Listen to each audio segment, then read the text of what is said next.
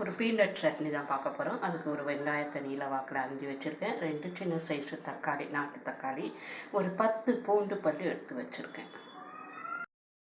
ஒரு கைப்பிடி வறுத்த வேர்க்கடலை கொஞ்சம் தோலெல்லாம் எடுத்து வச்சுருக்கேன்.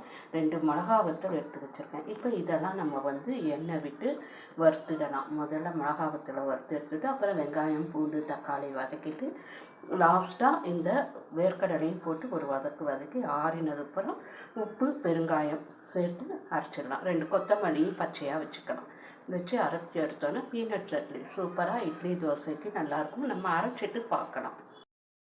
இப்போ வெங்காயம், தக்காளி, பூண்டு எல்லாம் நல்லா வதக்கிட்டு லாஸ்ட்டாக வேர்க்கடலையும் போட்டு ஒரு வதக்கிட்டு கொஞ்சம் பச்சை கொத்தமல்லியும் போட்டு வச்சுருக்கேன். இப்போ இது நல்லா ஆறினதுக்கப்புறம் உப்பு சேர்த்து அரைச்சி எடுத்துடுவோம். Peanut chutney ready. அடையும் பீனட் சட்னி, அதுக்கு தான் பீனட் சட்னி அரைச்சேன். அடை ரெசிபி ஏற்கனவே நம்ம சேனலில் இருக்குது. ஒரு அடை அவியல் இருக்குது. அதுக்கப்புறம் சிறுதானியமும் பயறு வகைகள்லாம் சேர்த்து நல்ல ஒரு ஹெல்த்தியான அடை ரெசிபி இருக்குது. போய் நம்ம சேனலை பாருங்கள், சப்ஸ்கிரைப் பண்ணுங்கள், உங்கள் ஃப்ரெண்ட்ஸ்க்கெலாம் ஷேர் பண்ணுங்கள். கண்டிப்பாக அந்த அடை ரெசிபியை ட்ரை பண்ணி பாருங்கள், எப்படி இருக்குன்னு சொல்லுங்கள். ஒரு லைக் பண்ண மறக்காதீங்க.